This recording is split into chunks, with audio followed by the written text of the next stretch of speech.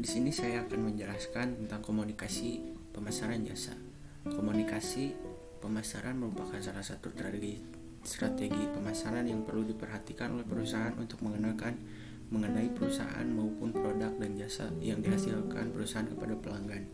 Pada dasarnya, komunikasi pemasaran (marketing communication) merupakan serangkaian aktivitas yang bertujuan untuk menyebarkan informasi mengenai perusahaan maupun produk atau jasa yang ditawarkan, membujuk target pasar untuk membeli atau mengkonsumsi produk jasa tersebut, serta mengingatkan target pasar akan produk atau jasa yang ditawarkan, sehingga mereka tertarik untuk mencoba, membeli kembali, serta loyal kepada perusahaan maupun produk jasa yang ditawarkan oleh perusahaan. Strategi komunikasi pemasaran yang efektif dimulai dengan adanya pemahaman yang baik mengenai jasa dan calon pembelinya, pemahaman terhadap segmen pasar, sasaran, dan exposure mereka ke berbagai media, kesadaran konsumen tentang jasa dan sikap mereka terhadapnya, serta betapa mudahnya mereka dapat mengevaluasi karakteristik produk sebelum membeli atau selama dan setelah mengkonsumsi, merupakan hal yang harus dilakukan oleh perusahaan. Keputusan penting yang perlu diambil oleh perusahaan mengenai komunikasi pemasaran jasa meliputi penentuan isi, struktur, dan gaya pesan yang akan dikomunikasikan,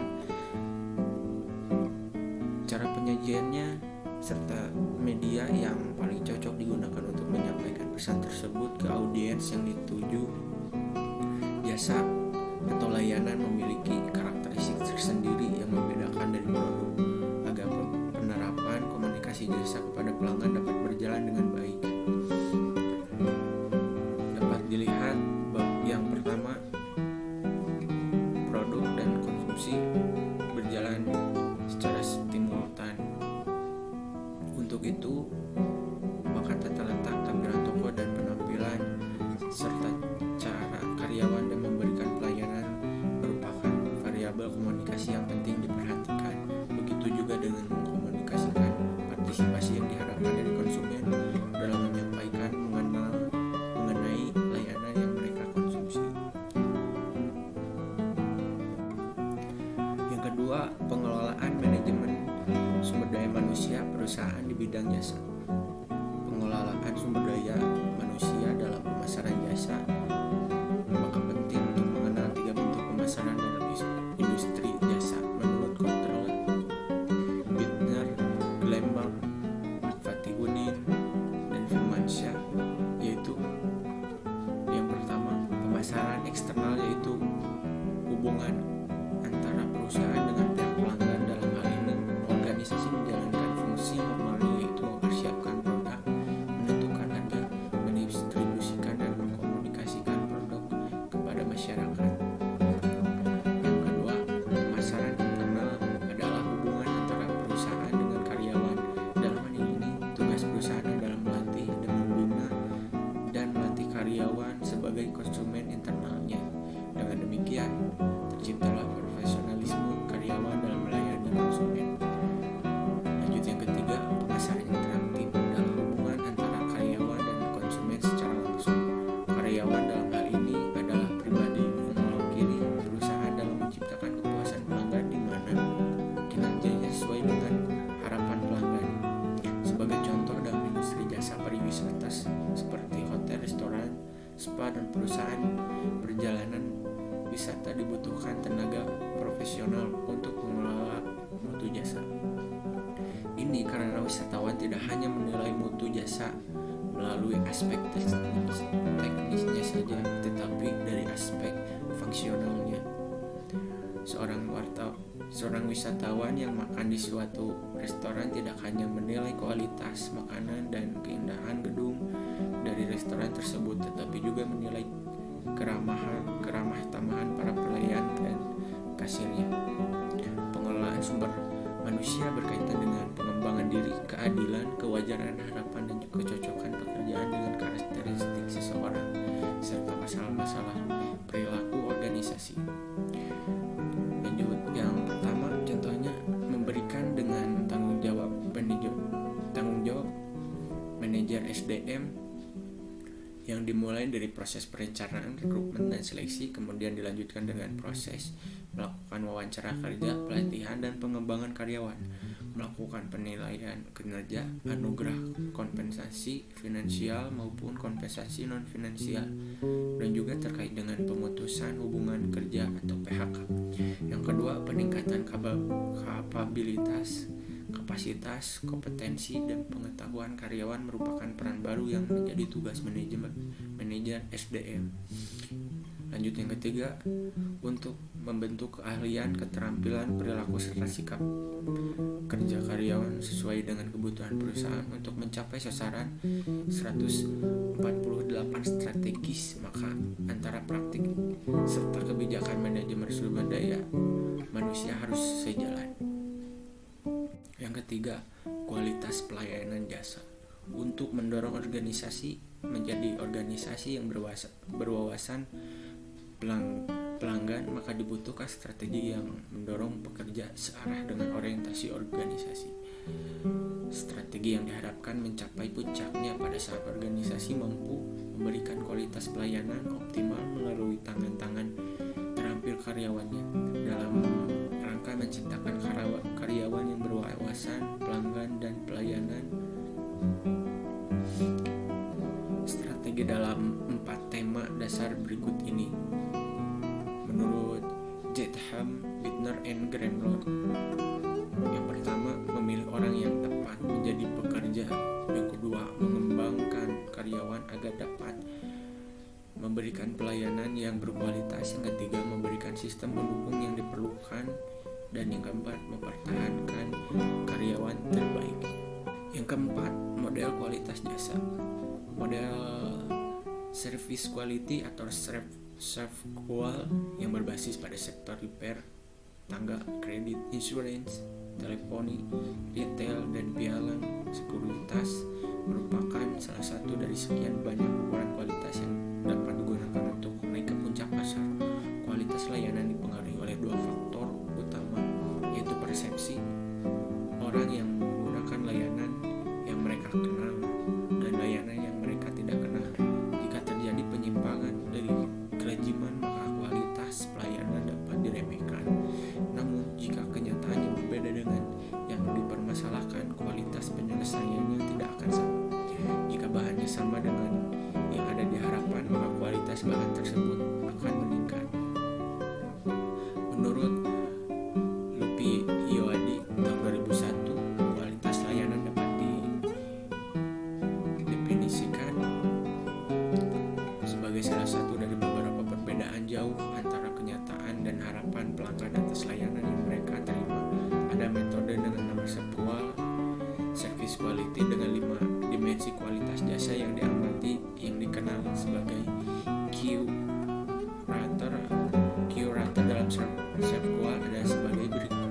Yang pertama, responsiveness atau daya tanggap, yaitu suatu kebijakan untuk membantu dan memberikan pelayanan yang cepat, responsif, dan tepat kepada pelanggan dengan penyampaian informasi yang jelas. Yang kedua, assurance, jaminan dan kepastian, yaitu pengetahuan, kesopanan, dan kemampuan para pegawai perusahaan untuk menumbuhkan rasa percaya para pelanggan kepada perusahaan. Hal ini meliputi beberapa konsumen antara lain komunikasi atau communication. Kedua, credibility. Yang ketiga, keamanan. Yang keempat, kompetensi dan sopan santun. Yang kelima, lanjut, yang ketiga, tangible atau fisik, yaitu kemampuan suatu perusahaan dalam menunjukkan eksistensinya kepada pihak eksternal. Penampilan dan kemampuan sarana dan prasarana fisik perusahaan yang dapat diandalkan, keadaan lingkungan sekitarnya merupakan bukti nyata dari pelayanan yang diberikan oleh pemberi jasa. Hal ini meliputi fasilitas fisik seperti gedung, gudang, dan lain-lain, perlengkapan dan peralatan yang digunakan, teknologi seperti penampilan pegawainya. Lalu yang keempat, empati, yaitu memberikan perhatian yang tulus dan bersifat individual atau pribadi yang diberikan kepada para pelanggan dengan berupaya memahami keinginan konsumen. Yang kelima, reliability, keandalan, yaitu kemampuan perusahaan untuk memberikan pelayanan sesuai dengan yang dijanjikan serta akurat dan terpercaya. Lalu yang kelima, kepuasan pelanggan di bidang jasa. Kepuasan pelanggan merupakan hasil yang dicapai pada saat keistimewaan produk merespon kebutuhan pelanggan. Menurut Mahmud tahun 2008, dalam risetnya menyatakan bahwa pada pelayanan jasa seperti rumah sakit atau organisasi pelayanan kesehatan lain, kepuasan pasien dipengaruhi oleh banyak faktor yang berkaitan dengan yang pertama, pendekatan dan perilaku petugas, perasaan pasien terutama saat pertama kali datang. Yang kedua, mutu informasi yang diterima seperti apa yang dikerjakan, apa yang dapat diharap dari pelayanan. Yang ketiga, prosedur perjanjian. Yang keempat, waktu tunggu. Yang kelima, fasilitas umum yang tersedia. Yang keenam, fasilitas untuk pasien seperti mutu makanan, privasi, dan pengaturan kunjungan. Yang ketujuh, outcome, terapi dan perawatan yang diterima. Kepuasan pelanggan yang diwujudkan dengan 3 cara pokok, yaitu yang pertama, memperlakukan para pelanggan yang tidak puas dengan sangat baik sehingga loyalitas mereka bisa dipertahankan. Lalu yang kedua, memberikan jaminan yang luas dan tak terbatas pada ganti rugi yang dijanjikan saja. Yang ketiga, menangani keluhan pelanggan dengan memenuhi dan mempertimbangkan keluhan mereka. Yang keenam, penanganan pengaduan dan pemulihan layanan pemasaran jasa. Ada 4 aspek dalam penanganan keluhan. Yang pertama, empati terhadap pelanggan yang marah, yang ditunjukkan dengan meminta maaf kepada mereka sebagai tanda keterbukaan. Yang kedua, kecepatan dalam menangani keluhan, khususnya cepat tanggap terhadap keluhan tersebut sehingga pelanggan merasa diperhatikan. Yang ketiga, fairness atau keadilan dalam pemecahan masalah, di mana perusahaan mendorong untuk memberikan solusi yang dapat membuat kedua belah pihak, konsumen dan pelaku usaha, merasa diuntungkan. Dan yang keempat, kemudahan bagi pelanggan untuk menghubungi perusahaan, di mana perusahaan memberikan kemudahan bagi pelanggan untuk menyampaikan saran atau keluhan. Dan yang ketujuh, pemasaran jasa pada e-business. Bentuk pemasaran digital dikenal dengan 2 konsep berikut ini, yaitu 1. Pull digital marketing, yaitu konsumen mencari dan melihat atau mengambil konten secara langsung melalui situs atau search engine. 2. Push digital marketing, yaitu konsep komunikasi antara pemasar kepada calon konsumen dapat melalui email atau SMS. Terdapat beberapa jenis media pemasaran digital, yaitu search engine optimization atau SEO, lalu email marketing, lalu social media marketing, lalu pay per click, lalu mobile marketing, dan video content marketing. Ada 3 tahapan dalam pemasaran jasa e-business. Yang pertama, set an object. Yang kedua, choose target segment. Yang ketiga, choose channel. Dalam pemasaran jasa digital dikenal sebuah konsep bauran pemasaran 4P plus 1C, yaitu product, place, promotion, price, consumer. Terdapat beberapa alasan menambahkan aspek konsumen ke dalamnya, yaitu karena biaya untuk mengakuisisi konsumen baru jauh lebih tinggi dibandingkan dengan biaya mempertahankan konsumen yang loyal. Perusahaan kini menggunakan software pengolahan dan analisis data yang memudahkan cara memahami kinerja bisnis setiap konsumen. Dan profit perusahaan ditingkatkan dengan rendahnya tingkat turnover konsumen atau presentase konsumen berpaling ke merek lain. Konsep 4P plus 1C adalah konsep di mana tujuan perusahaan didorong